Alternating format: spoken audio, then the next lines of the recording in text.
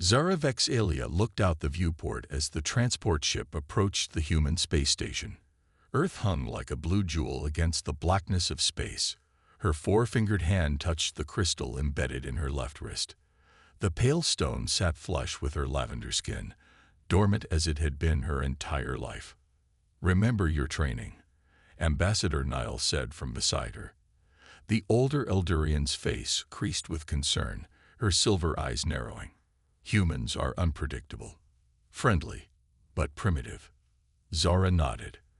At 26 cycles, she was the youngest diplomat ever chosen for a first-contact cultural exchange.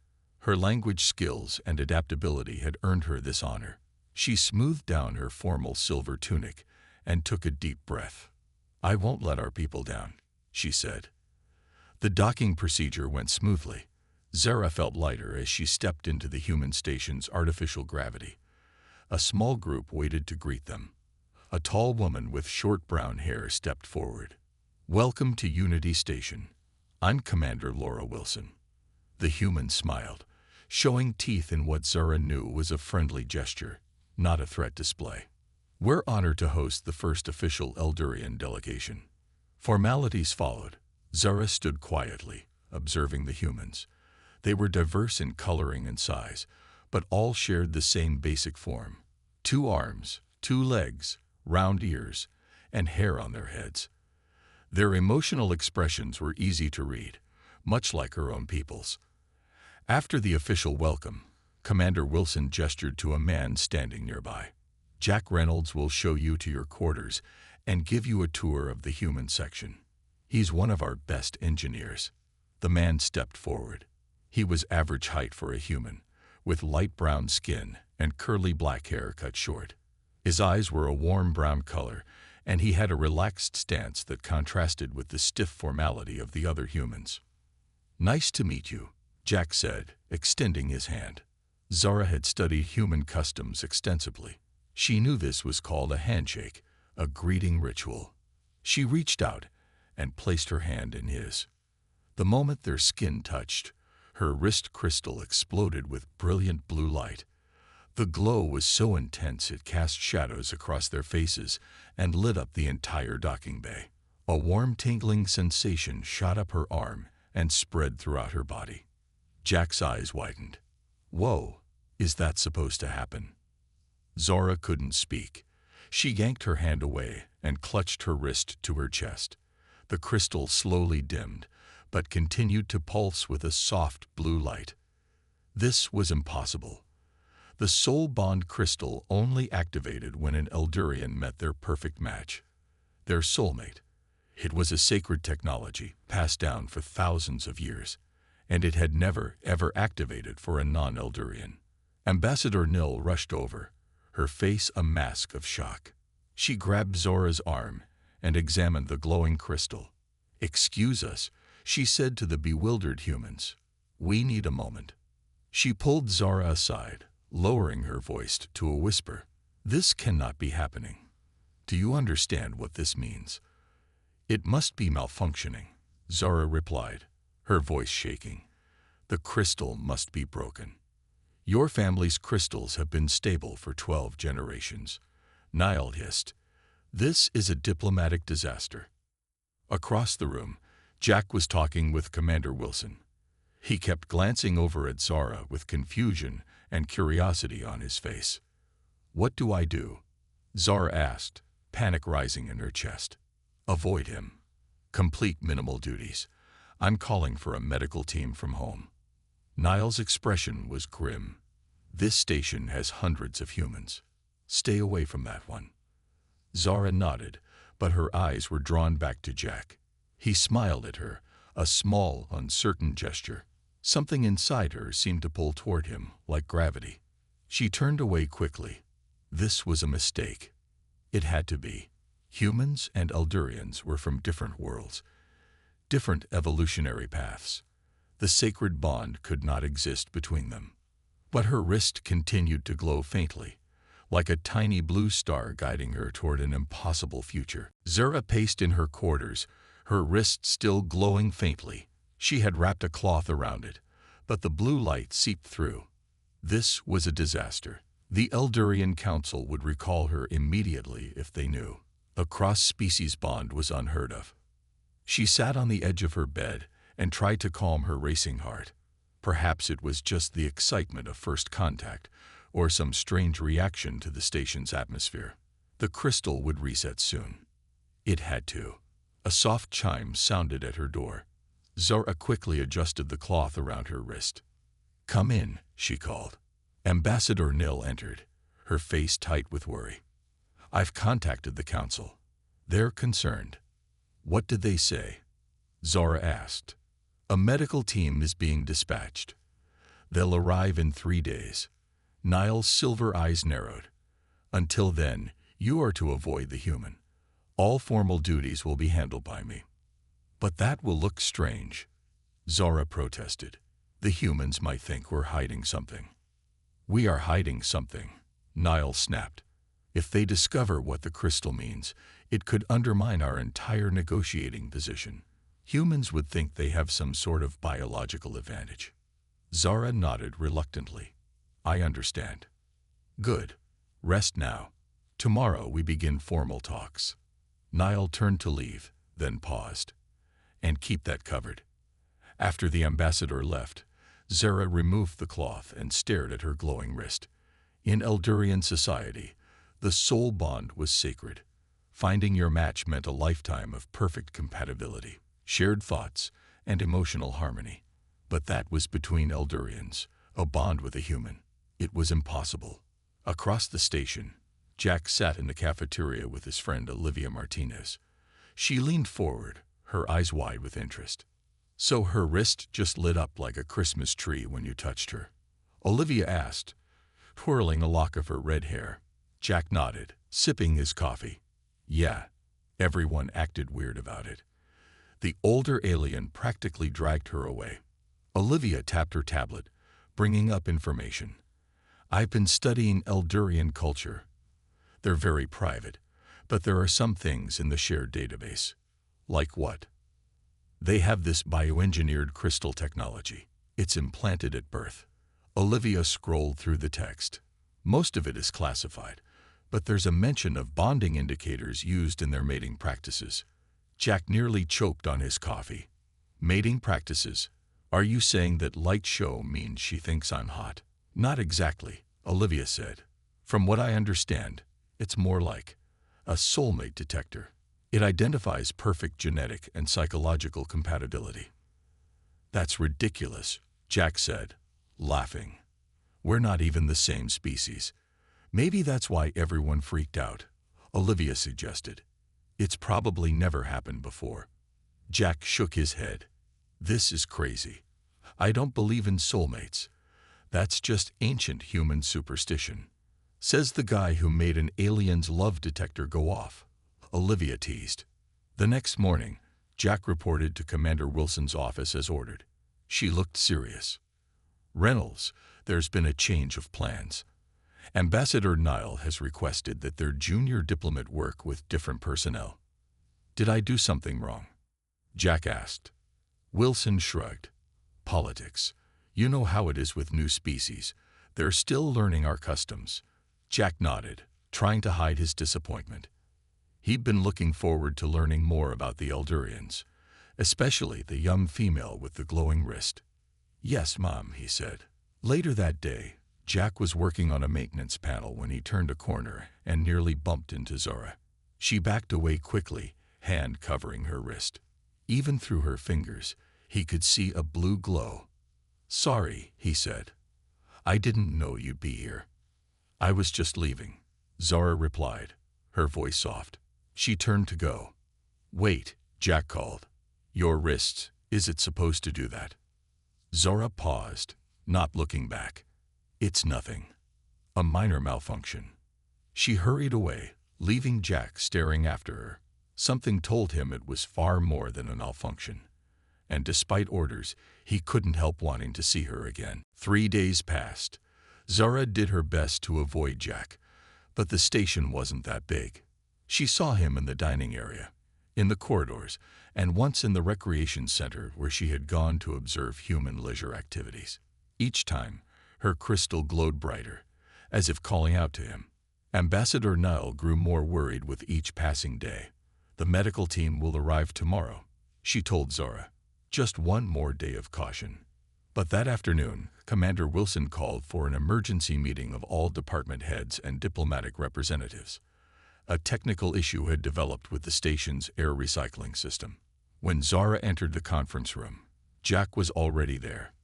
He sat with the other engineers, his tablet open to technical diagrams. He looked up as she entered, and their eyes met. Her wrist flared so brightly that even the thick band she wore couldn't hide it completely. Commander Wilson began the meeting. "We have a problem with the main oxygen recyclers. The backup systems are working, but they can't handle our needs for more than 48 hours. Zara tried to focus on the commander's words, but she was too aware of Jack sitting across the table. When Wilson asked for solutions, Jack raised his hand. "The malfunction is in the connection between the algae tanks and the ventilation system," he said. "We need to reroute through the secondary channels, but they're not designed for this capacity." Ambassador Nile spoke up. "Eldurian ships use similar systems. Perhaps we could offer assistance." Wilson nodded. "Thank you, Ambassador. We would appreciate any help." "Junior diplomat Vexalia has engineering experience," Nile said reluctantly. "She could work with your team." Zara looked at Nile in surprise. The ambassador gave her a stern look that said this was a diplomatic necessity, despite the risk. "Excellent," Wilson said. "Reynolds, you'll work with diplomat Vexalia on this. Your teams will collaborate to solve the issue." Jack nodded. "Yes, Commander." An hour later, Zara stood with Jack in the engineering section. She kept her distance, but her crystal still pulsed steadily. "So," Jack said, breaking the awkward silence, "you know about air recyclers?" "Yes. I studied engineering before joining the diplomatic service," she replied, keeping her voice professional. They began working on the problem, trying to find a way to increase the capacity of the secondary channels. Despite her nervousness, Zara found herself getting caught up in the technical challenge. Jack was smart and quick to understand her suggestions. "What if we use the Eldurian approach?" Jack suggested after several hours of work. "Your ships must have solved this issue." Zara hesitated. Sharing advanced technology wasn't part of this mission. "It's not dangerous knowledge," Jack said, noticing her hesitation. "We're talking about keeping people breathing. Both our people." He had a point. This was an emergency. Eldurian systems use a biofilter to increase efficiency, she explained, drawing a diagram. "We could create a temporary one using materials from your hydroponics bay." Jack studied her drawing. "That's brilliant. Let's do it."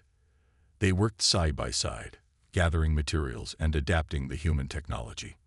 When their hands accidentally touched while connecting pipes, her crystal flashed, and Zara felt a warm current flow through her body. To her surprise, Jack paused, looking at his hand. "Did you feel that?" he asked. "Feel what?" she said nervously. "Like a warm, I don't know, energy." He looked confused. "When our hands touched." Zara's heart raced. Humans weren't supposed to feel the bond. They didn't have crystals to create the connection. "It must be static electricity," she lied. Jack looked unconvinced but returned to work. 6 hours later, they had a working solution. The air quality monitors showed improvement already. Commander Wilson was impressed. "Excellent work, both of you." "It was a team effort," Jack said, smiling at Zara. For the first time, Zara smiled back. Despite her fears, working with Jack had been pleasant. He was creative in ways Eldurians often weren't, finding unusual solutions where she would have followed protocol. As they left the engineering section, Jack asked, "Will you be at the cultural exchange dinner tonight?" "Yes," Zara said, surprising herself with the answer. "I will be there." Her wrist glowed softly beneath her sleeve. The medical team would arrive tomorrow, but tonight, she would allow herself to learn more about this human who made her crystal shine. The cultural exchange dinner was held in the station's largest dining hall. Humans and Eldurians sat together at round tables decorated with symbols from both worlds. Soft music played in the background, a mix of Earth and Eldurian melodies. Zara entered wearing a formal blue robe that matched her skin tone. She had wrapped her wrist in decorative silver bands that would hide any glow from her crystal. Ambassador Nile walked beside her, constantly scanning the room. "Remember," Nile whispered, "maintain distance from the engineer. The medical team arrives at 800 hours tomorrow."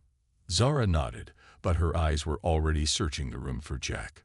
She found him at a table near the center, talking with Olivia and two other humans. He wore a dark blue uniform that looked more formal than his usual work clothes. Commander Wilson approached them. "Ambassador, Diplomat Vexalia, welcome. We've arranged mixed seating to encourage cultural exchange." Before Nile could object, Wilson led them to their assigned tables. Zara found herself seated directly across from Jack. He smiled at her, and her crystal warmed beneath its covering. "Nice to see you again," Jack said. "The air recyclers are working perfectly. Your biofilter design was amazing." "Thank you," Zara replied, trying to keep her voice steady. "Your adaptation of our technology was creative." The dinner began. Humans served food from both worlds, carefully prepared to be safe for all guests. Jack asked thoughtful questions about Eldurian cuisine, culture, and customs. Zara found herself relaxing as they talked. "So what exactly is that crystal thing in your wrist?" asked Peter, another human at their table. "The one that lit up when you met Jack." Zara nearly choked on her drink. She glanced at Ambassador Nile, who was watching from another table with narrowed eyes. "It's a cultural technology," she said carefully. "A type of biological indicator." "What does it indicate?" Peter pressed. Jack shot him a warning look. "Hey, maybe that's a personal question." "It's all right," Zara said, surprising herself. "The crystals help us identify compatibility with others, for friendship, work partnerships, and other relationships." "Like a high-tech matchmaker?" Olivia asked, leaning forward with interest. "Something like that," Zora admitted. "They've been part of our culture for thousands of years," and it lit up for Jack. Peter grinned. "So what does that mean?" Zora's heart beat faster. It was probably just reacting to new stimuli. Human biology is different from ours. Jack watched her carefully. "Has it ever lit up for any other humans you've met here?" "No," Zara said softly. She looked down at her plate. Jack changed the subject, sensing her discomfort. "Tell us about your home world. What's it like there?" Grateful for the shift, Zora described the twin moons of her planet, the crystal forests, and the floating cities. Jack listened intently, asking questions that showed genuine interest. As the dinner continued, Zora found herself drawn to his curiosity and openness. Unlike many Eldurians, who followed strict logical patterns in conversation, Jack's mind seemed to jump in unexpected directions. It was refreshing. After the meal, music played louder and some humans began to dance. Jack stood and extended his hand toward Zara. "Would you like to try human dancing?" he asked. "It's part of cultural exchange, right?" Ambassador Nile was watching. The medical team would arrive tomorrow. Zora knew she should refuse. Instead, she placed her hand in his. Her crystal blazed through the silver bands, casting blue light between their fingers. This time, Jack definitely felt something. His eyes widened, and he looked at their joined hands with wonder. "What is that?" he whispered. "I can feel it, like a warm current." "It's the bond," Zara said, the words slipping out before she could stop them. "The crystal creates a connection between compatible minds." "Compatible minds?" Jack repeated. "You mean like soulmates?" Zara nodded slowly. "That's what my people would call it." She knew Ambassador Null would be furious. The medical team would try to reset her crystal tomorrow. But in this moment, with Jack's hand in hers and the gentle flow of energy between them, Zara couldn't bring herself to care. Ambassador Nile stormed across the room, her face tight with anger. She grabbed Zora's arm, pulling her away from Jack. "The dinner is over for us," she said coldly. "We need to talk. Now." Jack stepped forward. "Wait, we were just—" "This doesn't concern you, human," Niall said. Commander Wilson noticed the commotion and walked over. "Is everything all right, Ambassador?" "A small cultural misunderstanding," Niall replied.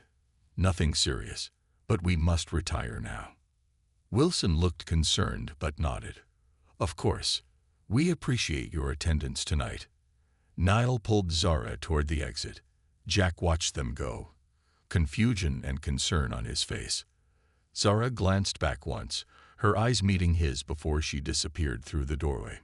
In Zora's quarters, Niall paced angrily. "Do you understand what you've done? You've jeopardized everything." "I didn't choose this," Zara said. "The crystal activated on its own. And you just told a human about the bond." Niall's voice rose. "Our most sacred tradition. The council will be furious." "He felt it too," Zara said quietly. "The connection. That shouldn't be possible without a crystal." Niall stopped pacing. "What did you say?" "Jack felt the energy when we touched. He described it exactly as a new bond feels." Niall's anger turned to concern. "That's impossible. Humans don't have the neural receptors for bond energy." "But he felt it," Zara insisted. "What if humans have something we don't understand? Something our ancestors never discovered?" "Enough." Niall raised her hand. "The medical team arrives tomorrow. They will reset your crystal, and this incident will be forgotten." Zara's heart sank. Crystal reset was irreversible. The bond would be broken forever. "Get some rest," Niall said, moving toward the door. "And do not leave these quarters. That's an order." After Niall left, Zara sat on her bed, staring at her glowing wrist. The blue light pulsed in time with her heartbeats. The thought of losing this connection filled her with unexpected sadness.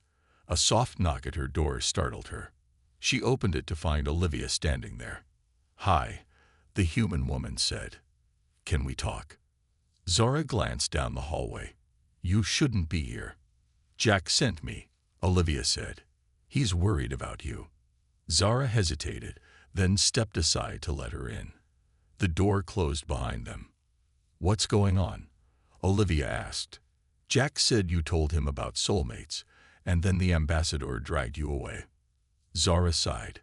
"A medical team arrives tomorrow. They will reset my crystal." "Why?" "Because it connected with Jack." "Yes. Cross-species bonds are forbidden. They've never happened before." Olivia sat down. "But what if it's real? Jack said he felt something when you touched. He's never talked like that before." Zora's crystal pulsed brighter. "Humans shouldn't be able to feel the bond energy. It requires special neural pathways that only Eldurians have. Maybe humans have something similar. Our brains are adaptable." Before Zora could respond, the station alarm blared. Red lights flashed in the corridor outside. "Emergency in Sector 7, announced the station computer. All personnel report to designated safety areas." Zara's door slid open, and Jack appeared, out of breath. "There you are. We need to go." "What's happening?" Zara asked. "Micrometeoroid strike. The hull is breached in the science lab. The emergency doors fail to close." Olivia jumped up. "That's right next to the main power couplings." "Exactly," Jack said grimly.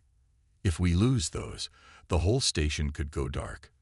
Life support, gravity, everything." "What about Ambassador Niall?" Zara asked. "All diplomats are being evacuated to the emergency shuttles," Jack explained. "But we need your help. The Eldurian biofilter design we used for the air recyclers. Could it work for an emergency seal?" Zara thought quickly. "Yes, with modifications, but I'd need to be there to implement it." "That's why I came," Jack said. He held out his hand. "Will you help us?" Zara looked at his outstretched hand. Tomorrow, her crystal would be reset. The connection would be gone.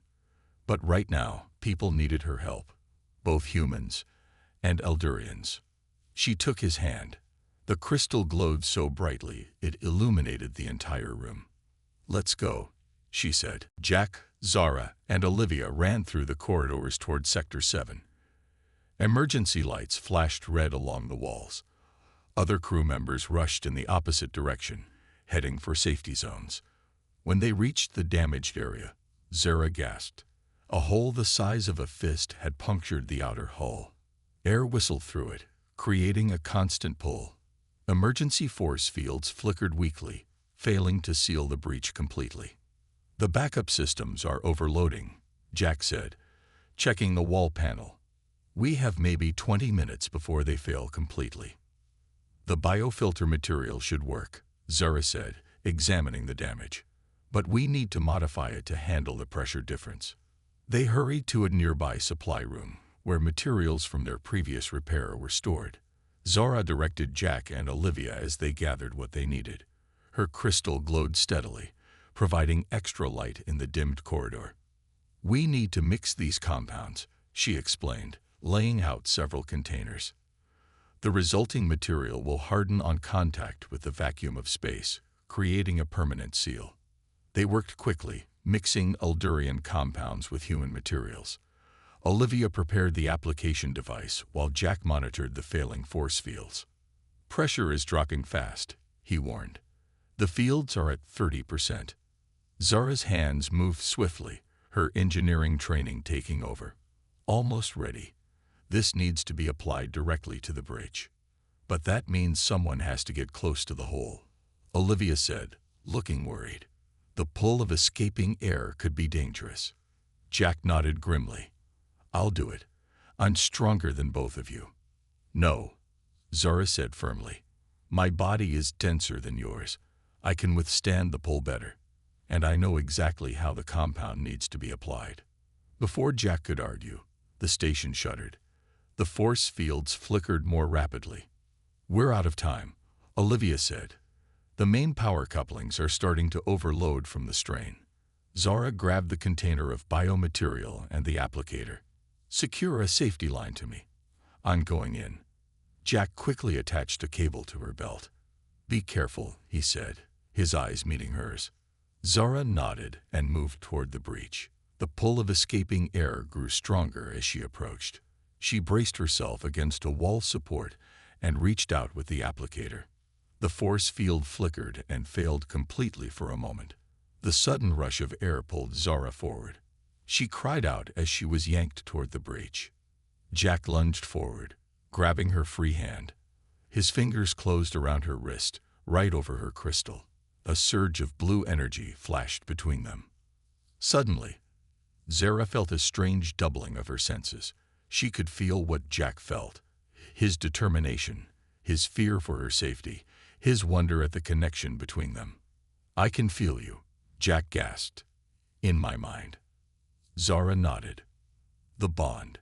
It's stronger now."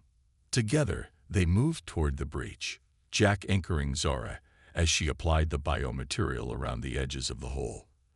The compound glowed green as it made contact with the vacuum outside, hardening instantly. "It's working," Olivia called from behind them. "Pressure is stabilizing." Zara applied the last of the compound. The material spread across the breach, sealing it completely. The pull of air stopped, and emergency systems began to normalize. Jack helped Zara back to safety. Their hands remained joined, the crystal glowing between them. "You did it," he said. "We did it," she corrected him. Commander Wilson arrived with the security team. "Good work, all of you. The station is secure." She looked at Jack and Zara's joined hands, the blue light visible between their fingers. "Is everything all right?" Before Zara could answer, a voice came from behind them. "What is happening here?" Ambassador Nile demanded, approaching with 3 Eldurian officials. "The medical team has arrived early due to the emergency. They're waiting to examine Diplomat Vexalia."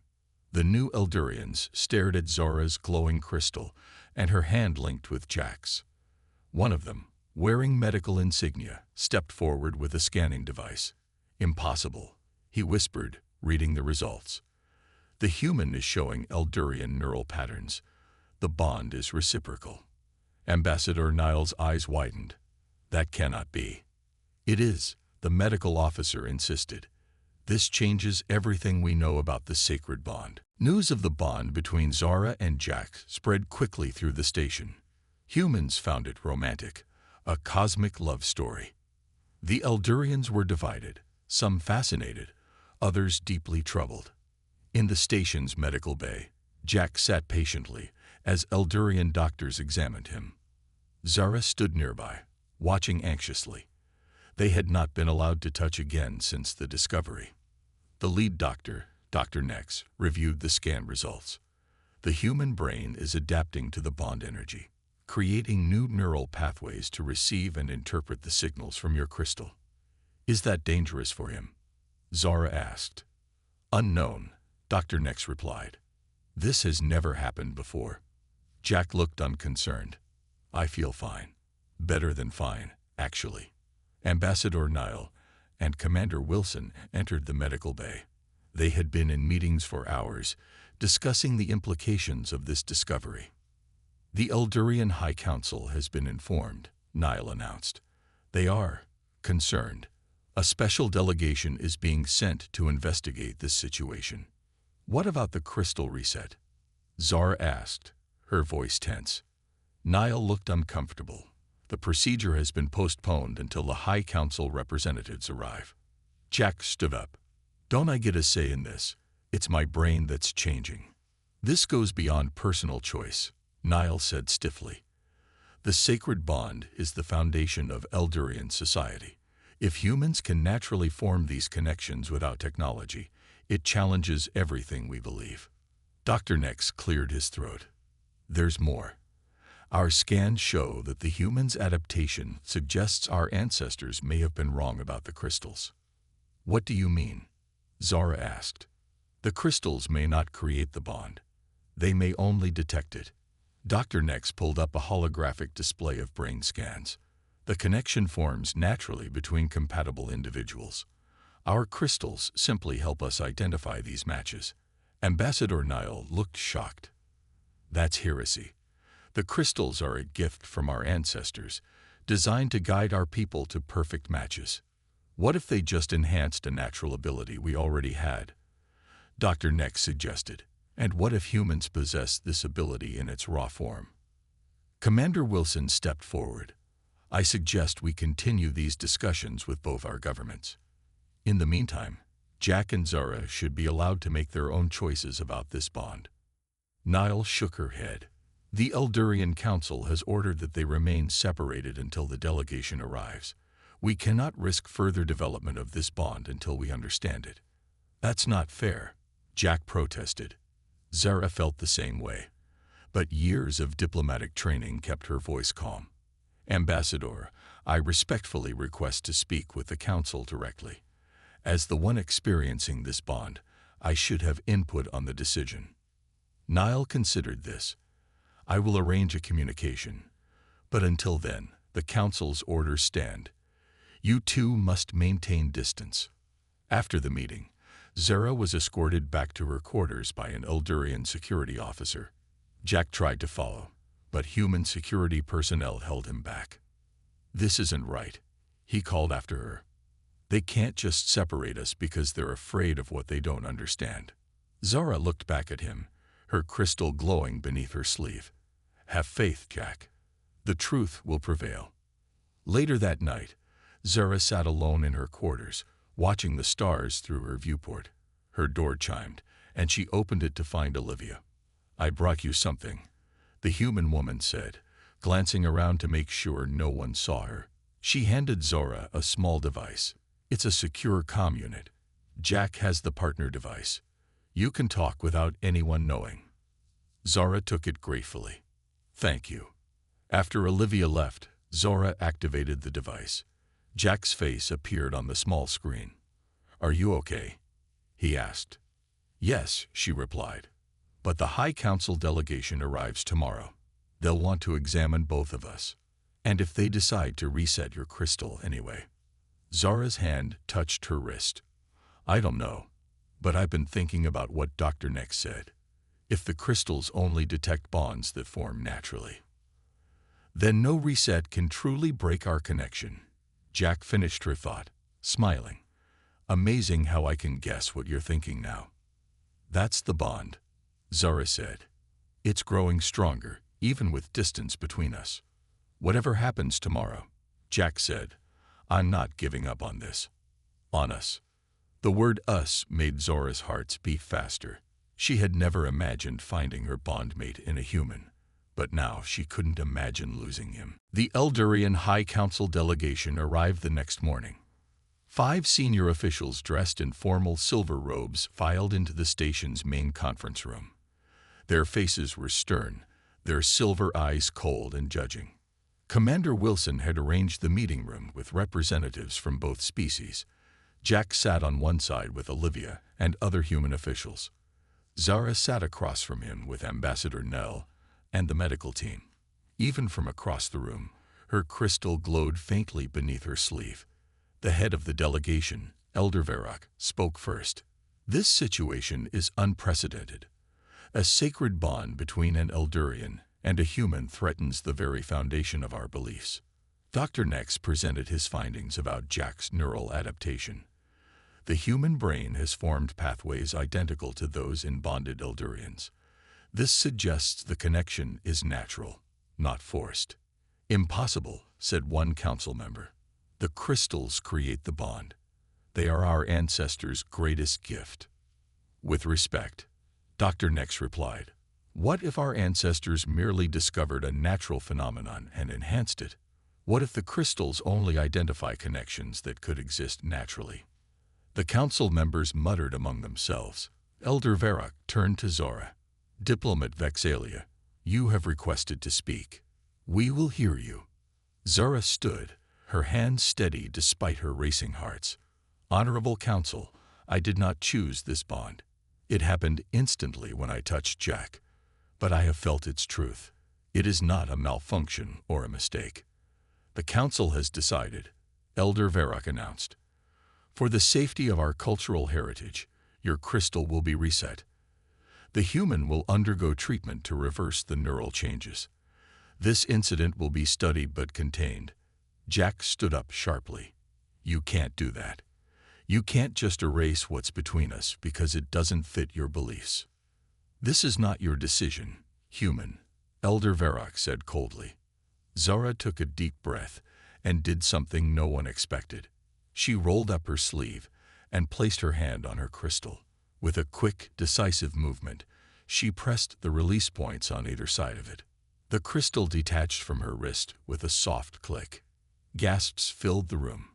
Removing a soul bond crystal was almost unheard of in Eldurian society. What are you doing? Ambassador Nell cried. Zara held the glowing crystal in her palm. If this technology only detects what exists naturally, then I don't need it to know what I feel.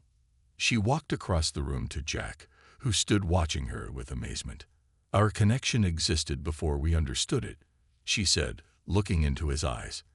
It will exist whether your council approves or not. She reached out and placed the crystal in Jack's hand.